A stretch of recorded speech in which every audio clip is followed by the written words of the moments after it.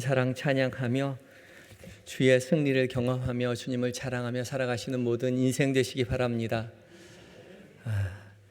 이 시간 우리 모두 하나님의 말씀 앞에 선 우리 모두에게 성령 하나님께서 직접 말씀하여 주시는 은혜가 있기를 원합니다. 우리가 책에 써져 있는 성경 말씀을 늘 눈으로 읽고 입술로 읽고 하지만 마음으로 다가오지 않는다면 그것은 지식으로 그쳐질 것입니다. 성령 하나님께서 우리 각자의 마음 가운데 살아계신 하나님의 음성으로 들려지게 하셔서 지식을 쌓아가는 과정이 아니라 주의 음성 듣고 주님과 함께 교제하며 살아계신 하나님과 동행하는 은혜의 삶을 살아가는 것이 신앙생활일 것입니다. 그것을 누리고 한 걸음 한 걸음 주님과 동행한다고 고백하시는 성도 여러분들 되시기 바랍니다. 오늘 주된 본문은 이제 세례 요한의 죽음에 관한 이야기이죠. 이 세례 요한의 죽음에 관한 이야기는 마태, 마가, 누가복음, 그러니까 공관복음에서 공이 다루고 있는 내용입니다. 이 마태, 마가, 누가복음 다 공이 다루고 있지만 오늘 우리가 함께 읽은 마가복음이 가장 길게 이 세례 요한의 죽음을 다루고 있습니다. 가장 길게 그리고 가장 자세하게 다루고 있는데 가장 길고 자세하게 다룬 이유가 있겠죠. 분명히 다른 복음서에서 이야기하지 않는 이야기를 전하고자 그렇게 길게 자세하게 써놓았을 것입니다. 오늘 말씀을 좀 더 깊이 자세하게 살피면서 하나님께서 이 마가복음을 통하여서 우리에게 무엇을 말씀하시는지 귀 기울이고 함께 은혜를 나누는 시간이고자 합니다. 지난주에 우리 12제자 파송한 이야기를 함께 묵상했는데요. 지난 이야기의 시작은 이제 14절에 오늘 말씀의 14절에 이에 예수의 이름이 드러난지라라고 14절에 이야기를 하고 있습니다. 이에 예수의 이름이 드러났다라고 이야기하고 있는데 이것 때문에 예수의 이름이 드러나게 되었다, 소문이 나게 되었다. 근데 그 이해가 무엇이냐?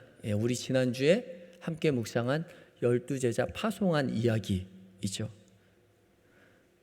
12제자를 둘씩 짝지어서 보내었을 때 많은 은혜의 이야기들이 이루어졌습니다. 오늘 본문 바로 이 본문의 12절과 13절에 이렇게 기록하고 있습니다. 제자들이 나가서 회개하라 전파하고 많은 귀신을 쫓아내며 많은 병자에게 기름을 발라 고치더라. 아멘.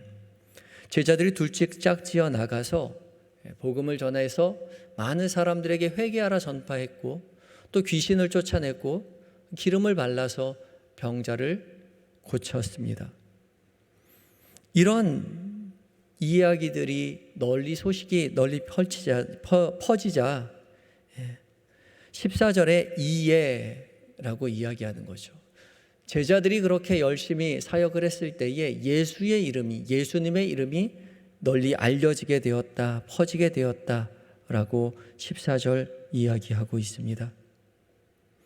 예수의 이름이 드러나서 곧 널리 퍼져서 이 소식을 헤롯 왕이 듣게 됩니다. 정확히 말하면 헤롯 안티파스이죠.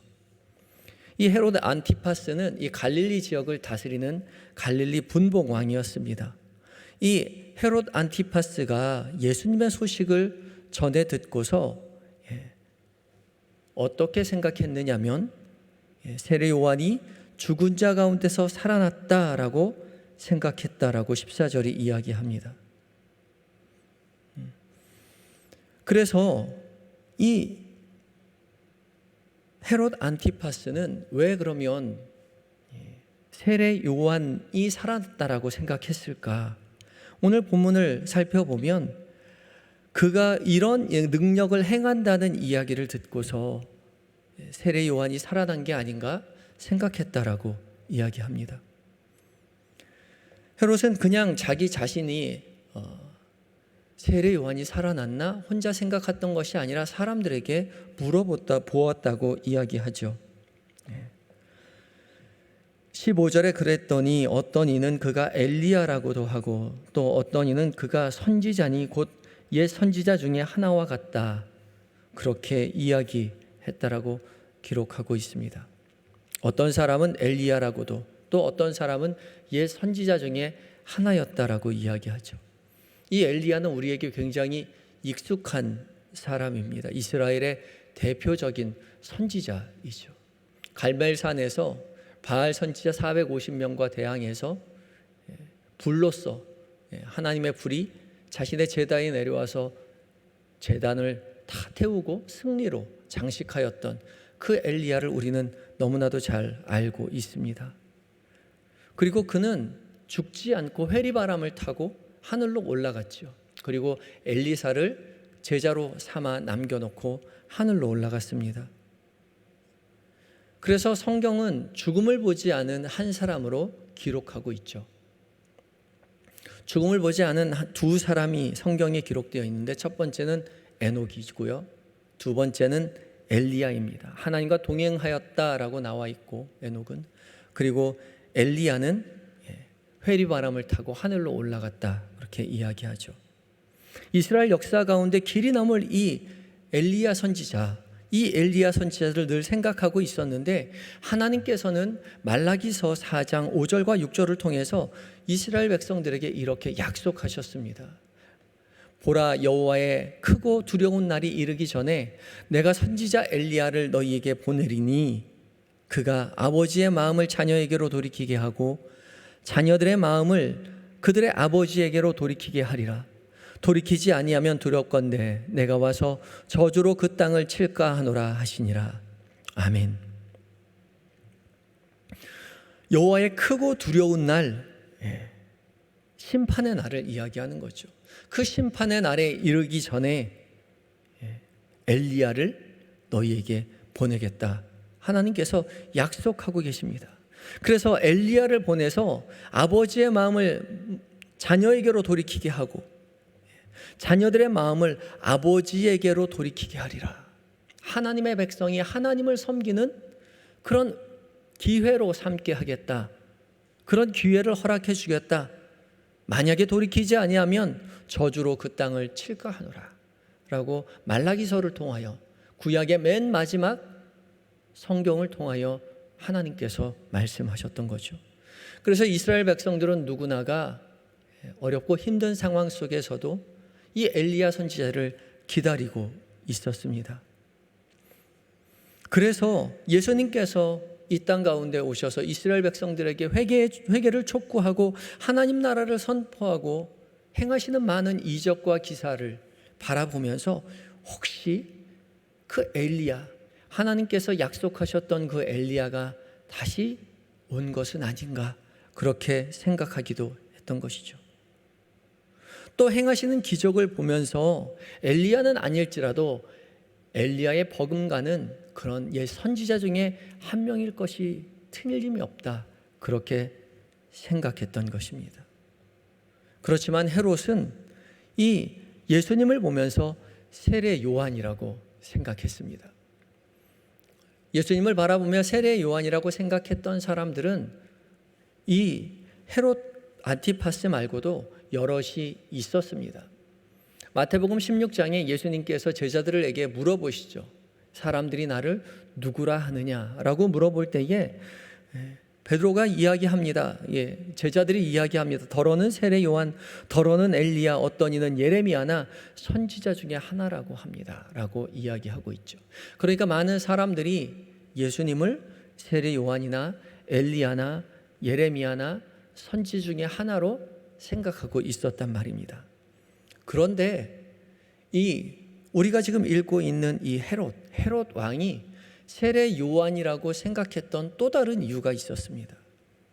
오늘 본문 뭐라고 이야기하고 있느냐면 14절 하반절에 세례 요한이 죽은 자 가운데서 다시 살아났도다. 그러므로 이런 능력이 그 속에서 일어나느니라. 그렇게 이야기하고 있죠.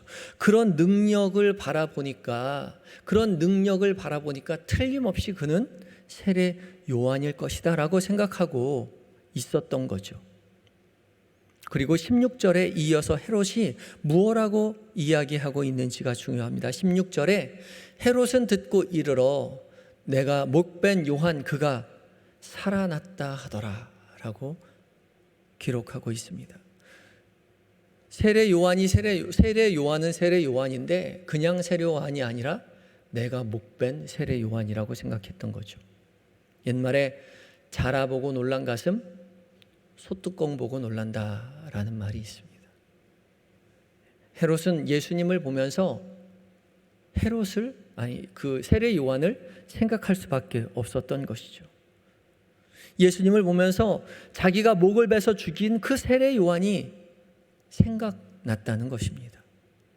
그래서 더욱 그는 두려워했습니다. 사람들은 있는 그대로 보고 있는 그대로 듣는다. 나는 있는 그대로 보고 들은 걸 말한다라고 이야기하지만 아니요, 그런 사람은 아무도 없습니다. 누구나 선입견과 편견에 사로잡혀서 보고 들은 바를 자기 마음대로 편집해서 말합니다. 왜냐하면 모든 사람은 자기 경험과 자기 상황에 입각해서 판단하기 때문에 그래요.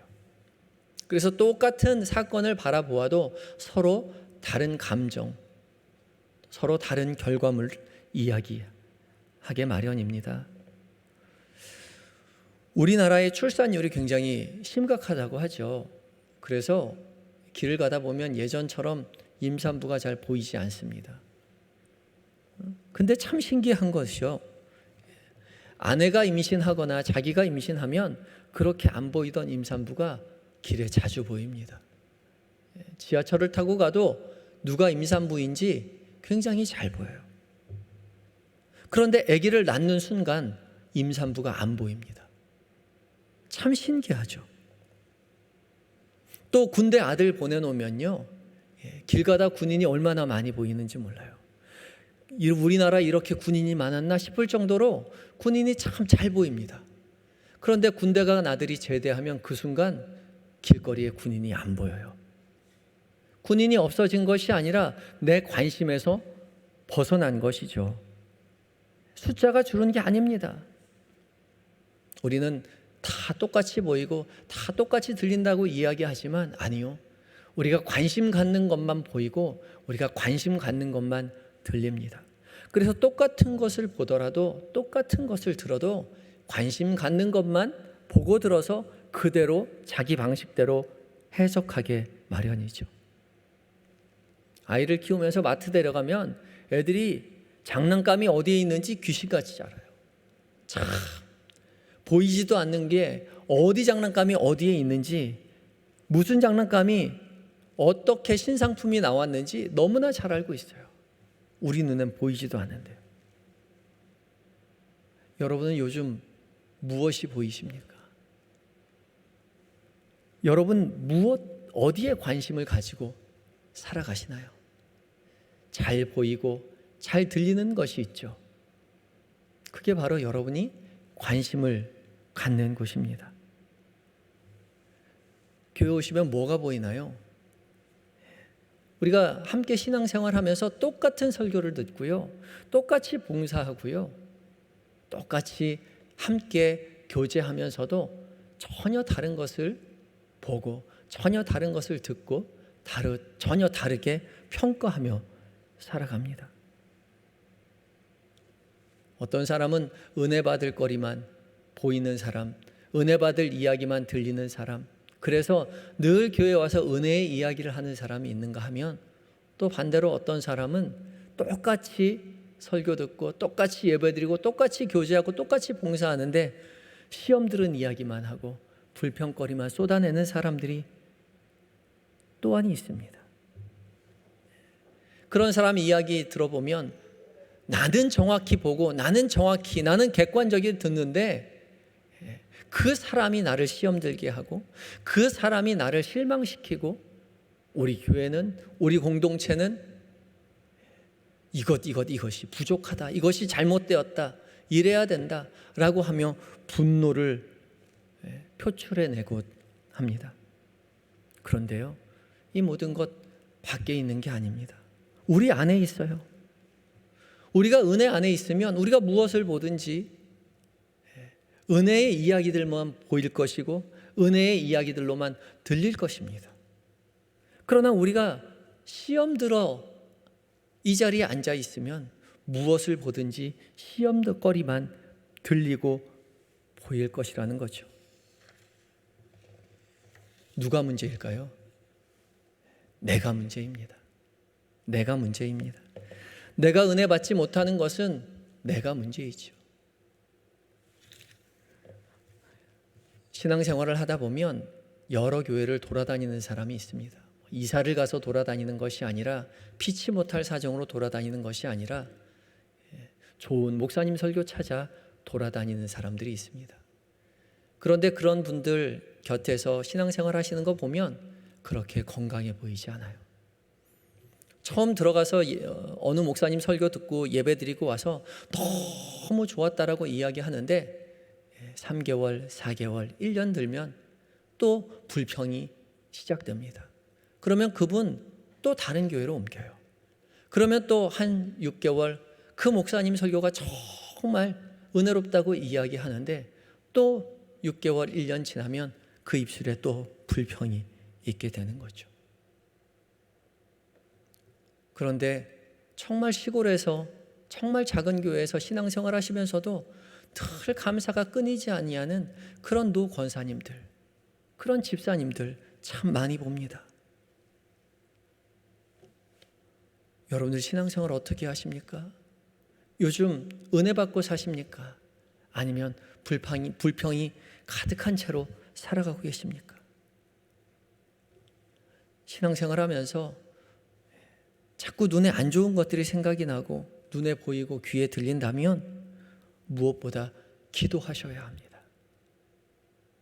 외부의 상황이 바뀌어서 해결될 문제가 아니라 외부의 어떠한 상황이 어려울지라도 은혜로 받아들일 수 있도록 무릎으로 주님 앞에 나아가야 되는 거죠. 우리가 우리의 마음을 솔직하게 풀어놓을 때에 하나님께서 우리에게 생각나게 하시는 것이 있을 것입니다. 왜 내가 분노하는지, 왜 내가 시험 드는지, 왜 내가 그렇게 은혜 받지 못하는지에 대해서 생각나게 하시는 거죠. 그거 붙들고 다시 기도하셔야 합니다. 그거 붙들고 다시 기도할 때에 하나님께서 분명히 은혜의 자리로 안내해 주실 것입니다. 그렇게 우리의 마음이 변화되었을 때 우리는 어딜 가든지 은혜 받는 자리로 초대받을 수 있습니다. 무엇을 받든 듣든지 은혜의 이야기로 들을 수 있게 되는 것이죠. 그러니까 우리 꼭 기도하시기 바랍니다. 기도가 무엇보다 최우선입니다. 기도만이 우리의 삶을 변화시킬 것입니다. 헤롯은 예수님의 제자들의 그 많은 기적과 이사의 이야기들, 하나님 나라의 이야기들, 예수님의 그 좋은 하나님 나라의 복음과 이야기들을 귀로 많이 들으면서도 은혜 받지 못하고 자신이 죽인 세례 요한만 생각하고 있었습니다. 그리고 그것을 회상하며 번민하게 되었습니다. 이어지는 본문 가운데 세례 요한과 있었던 헤롯 왕의 이야기를 길게 서술하고 있습니다. 오늘 제목이 세례 요한의 죽음이지만 오늘 본문을 잘 살펴보면 세례 요한에 대해서는 전혀 나오지 않고 헤롯 왕이 중심이 됩니다. 세례 요한은 한마디도 하고 있지 않아요. 오로지 헤롯 왕의 마음이 어떻게 변화되고 있는지, 그래서 그 마음 속에서 어떤 행동이 일어나게 되고 있는지에 대해서 자세하게 이야기하고 있죠. 이 헤롯 왕은요, 갈릴리 지역을 다스리는 갈릴리의 분봉왕이었습니다. 원래 로마가 이스라엘을 통치하고 있었는데 로마가 이스라엘을 직접 통치하는 것이 아니라 이스라엘을 나누어서 분봉왕을 두어서 통치하게 되었죠. 원래는 헤롯 대왕이 혼자서 이 큰 지역을 다스리고 있었는데 그 헤롯 대왕이 죽자 헤롯 대왕의 아들들 중에 셋을 골라서 셋이 나누어서 이 지역들을 통치하게 되었습니다. 그 중에 한 아들이었던 헤롯 안티파스가 지금 이 갈릴리의 분봉왕으로 와서 갈릴리를 다스리고 있습니다. 이 헤롯 안티파스는 어렸을 때 형들과 함께 동생들과 함께 로마에 가서 교육을 받고 있다가 이제 나이가 되어서 다시 이곳 이스라엘로 돌아오게 되었습니다. 헤롯 안티파스는 원래는 아라비아에 있는 공주와 함께 결혼을 해서 정략 결혼을 통해서 힘을 얻고자 했었습니다. 그래서 원래 부인이 있었어요. 그런데 그가 이복 동생인 빌립의 아내인 헤로디아를 보자 그와 사랑에 빠지게 됩니다.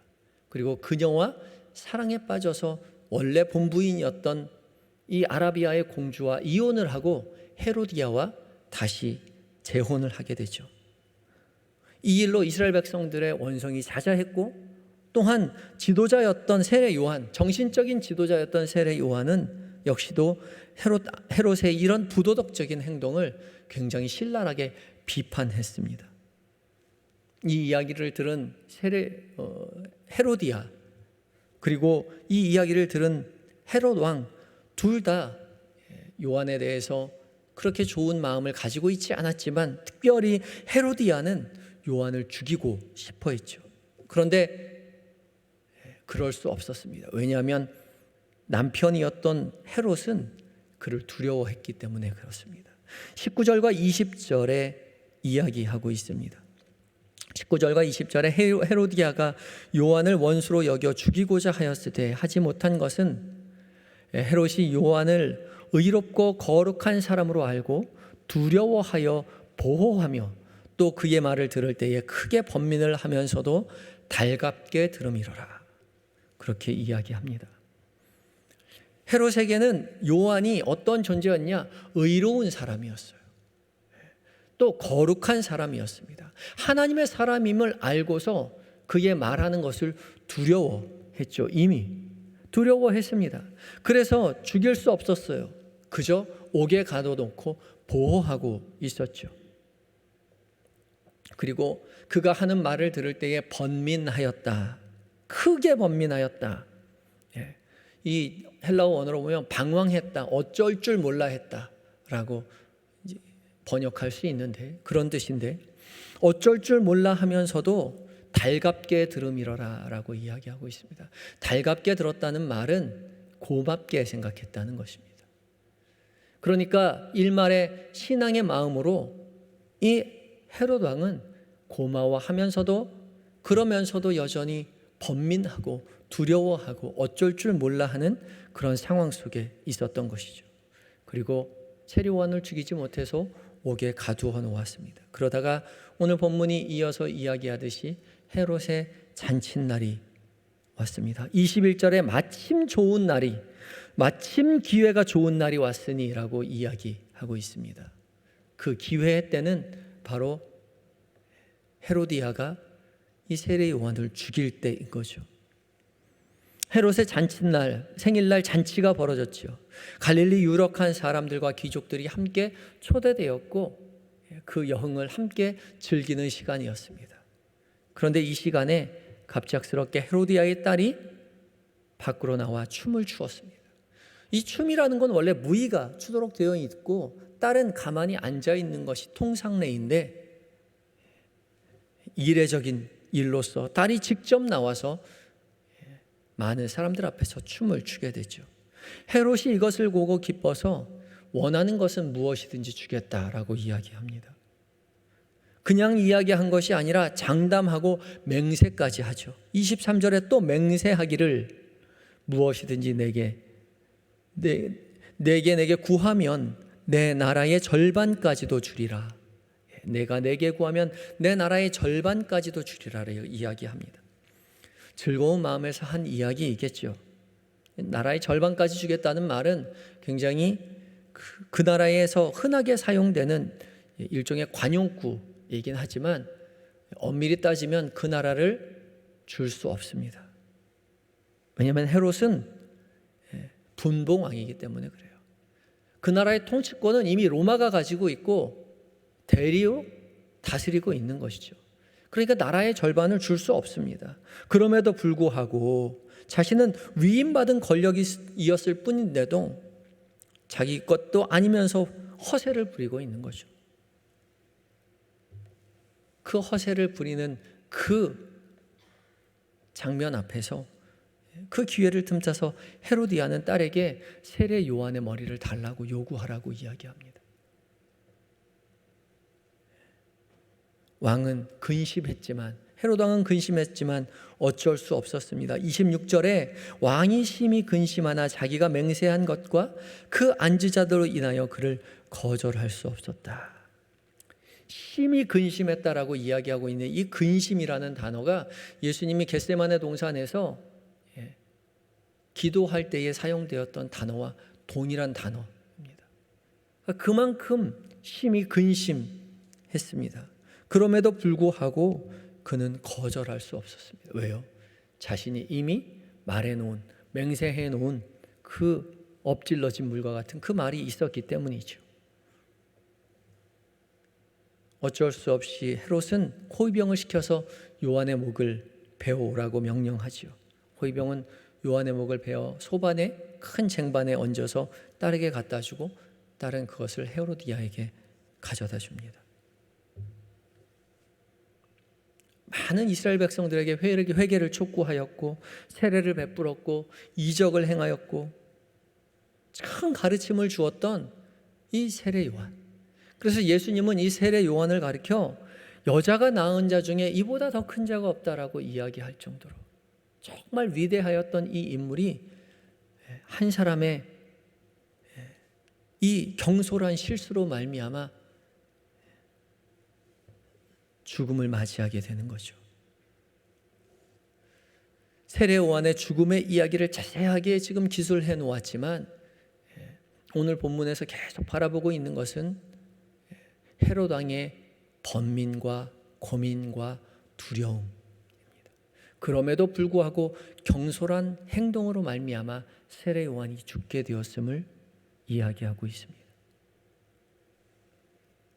삶의 자리에서 분위기에 취해서 성급하고 경솔하게 행동함을 통해서 그는 큰 죄악을 범하게 되었던 거죠. 틀림없이 후회하게 되지만 그때는 이미 돌이킬 수 없게 되는 것입니다.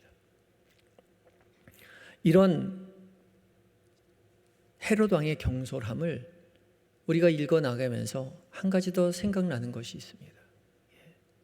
빌라도의 손 씻으며 매치가 되지 않습니까? 연상이 되지 않습니까? 예수님을 경솔하게 손을 씻어서 넘겨주어서 죽음을 이루게 하였던 그 빌라도와 매치가 됩니다.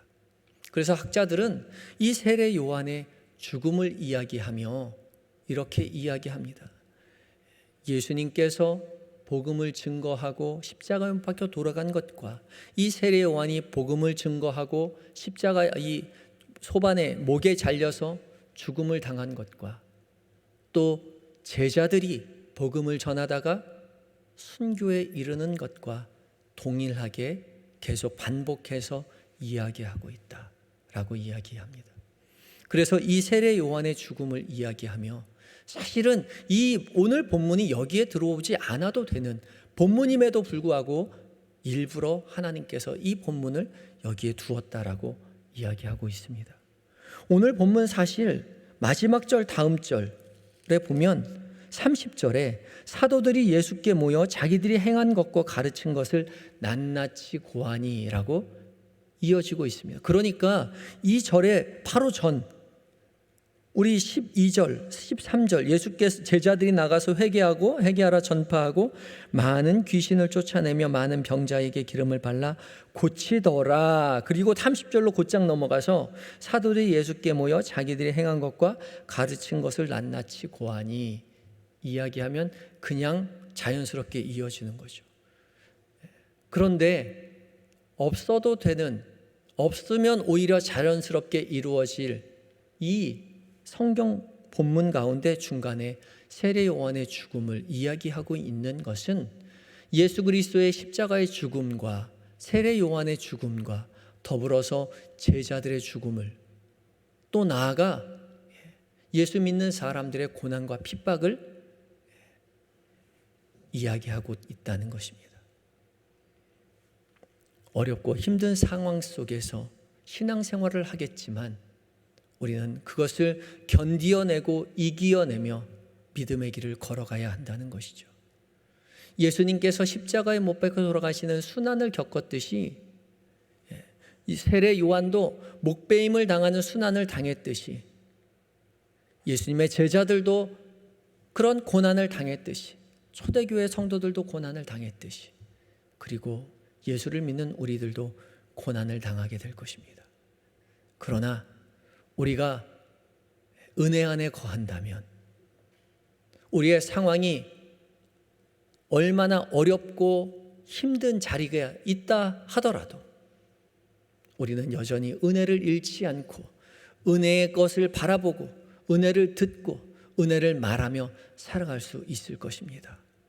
상황을 보지 아니하고 오직 주님 앞에 의지하고 믿음의 길을 걸어내는 모든 성도님들 되시기 바랍니다. 또한 더불어서 이 헤롯 왕처럼 분위기에 취해 성급하게 경솔할 행동을 하고 후회하는 것이 아니라 하나님의 사람으로서 상황 속에서 지혜롭고 신중하게 어떤 결정이 하나님께 기쁨이 되고 또 나의 삶에 나의 신앙의 진정한 유익이 되는지를 늘 돌아보고 성령 하나님 앞에 지혜를 구하며 믿음의 길을 걸어가야 할 것입니다. 매사에 뒤로 물러서서 신중하게 지혜로운 결정을 하는, 그러므로 신실한 하나님의 사람으로서 세워져 가는 우리 한영의 모든 성도님들이 되시기 바랍니다. 다 같이 기도하시겠습니다. 주님, 우리에게 복음의 이야기를 들려주시고 믿음의 많은 증거를 경험케 하셨는데 주님, 우리의 눈이, 우리의 귀가 은혜의 이야기를 들으며 은혜의 이야기를 보며 은혜를 말하며 살아가기를 원합니다. 시험 드는 사람 없도록, 불평하는 사람 없도록 하나님께서 깨우쳐 주시옵시고 주께서 주시는 은혜로 늘 성숙한 신앙인의 삶을 살아내며 자랑하며 증거하는 우리 모두가 되게 하여 주시옵소서. 예수님의 거룩하신 이름으로 기도하옵나이다. 아멘.